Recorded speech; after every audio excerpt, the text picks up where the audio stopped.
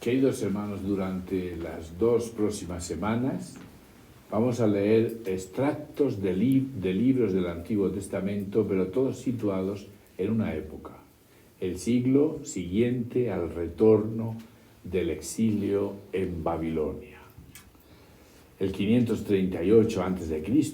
se derrumba el imperio babilónico bajo la ofensiva del persa Ciro, que promulga un edicto famoso por el que permite que los deportados en Babilonia vuelvan a su patria.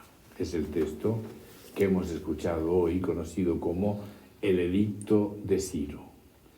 Después de un duro y largo cautiverio desde el 587 al 538 a.C., los judíos retornan a su país. Encuentran un país destruido y algunas personalidades excepcionales importantes animan a la restauración.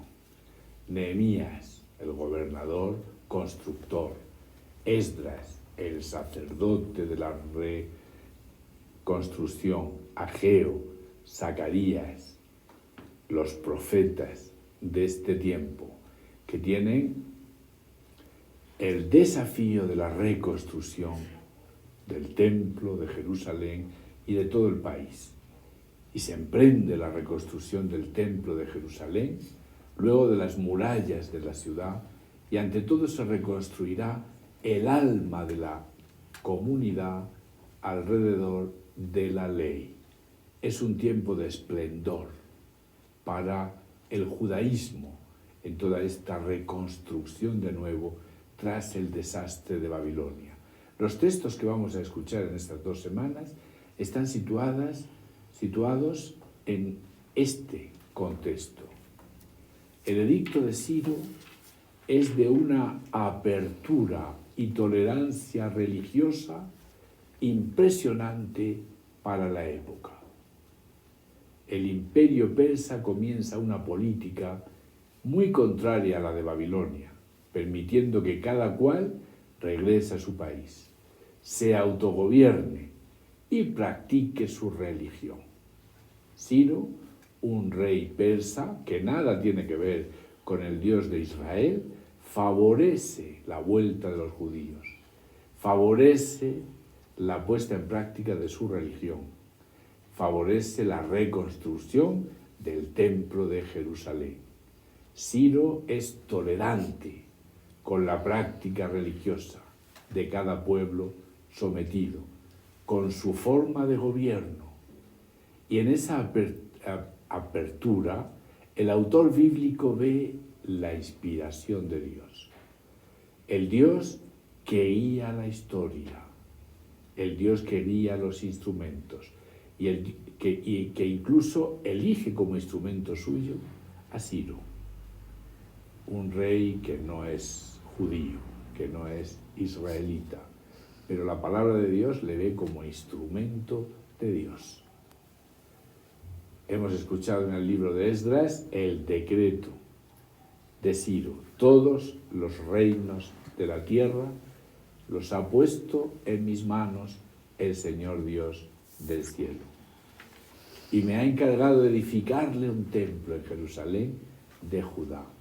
No pasemos por alto estas palabras impresionantes. Ciro, el rey persa, el rey no judío, el rey que nada tiene que ver con Israel, se siente el encargado de edificarle un templo en Jerusalén al Dios de los judíos.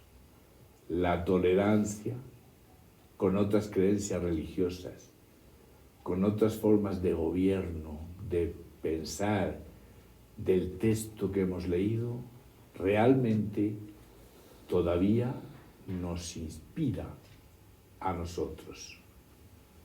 Ojalá nos inspirase en la relación con los diferentes, la relación con otras culturas, con otras religiones, e incluso inspirase tolerancia en muchos gobiernos de la actualidad, porque hoy día aumenta en forma alarmante la intolerancia. La intolerancia con los que piensan diferente, con los que pertenecen a religiones o cultos diferentes, con los que no piensan como nosotros. Creo que es un fenómeno mundial. El aumento alarmante de la intolerancia con los diferentes.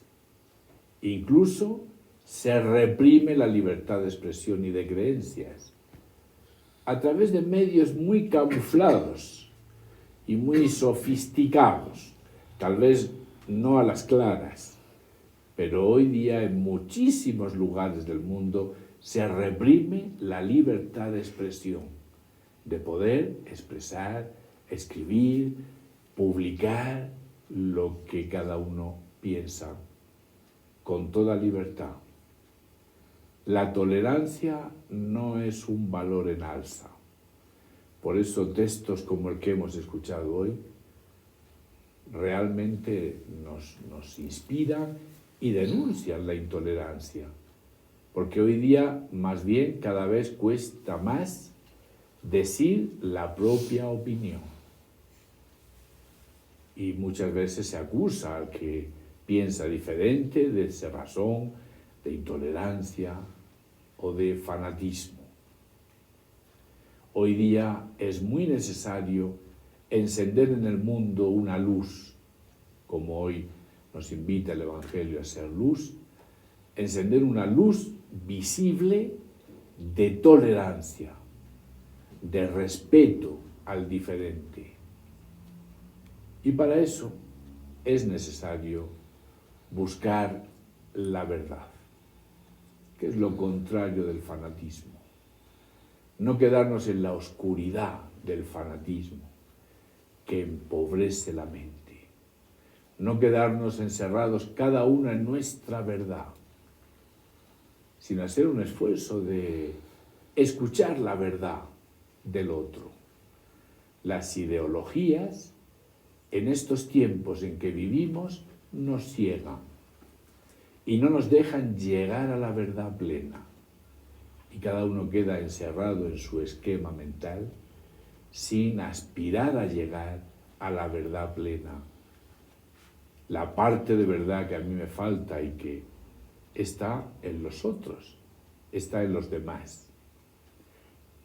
Lamentablemente estamos viviendo en el reino del relativismo, en el que cada quien tiene su verdad, pero ya no hay una verdad común. Esa verdad a la que se aspira a llegar a través de un proceso de diálogo. Cada vez nos cuesta más dialogar, nos cuesta más sentarnos con quien piensa diferente a nosotros y por eso nos quedamos encerrados en nuestra verdad sin aspirar a la verdad plena. Realmente quien dialoga hoy es luz en medio del mundo. Debemos ser capaces de escuchar, de respetar y de reconocer que hay una verdad más allá de las opiniones a la que se puede llegar. Y se puede llegar con buena voluntad, con capacidad de escuchar. Solo la verdad nos hará libres y alumbraremos el mundo con la luz de una búsqueda sincera. No nos quedemos encerrados cada uno en nuestra opinión. Aspiremos a llegar a la verdad en diálogo entre todos.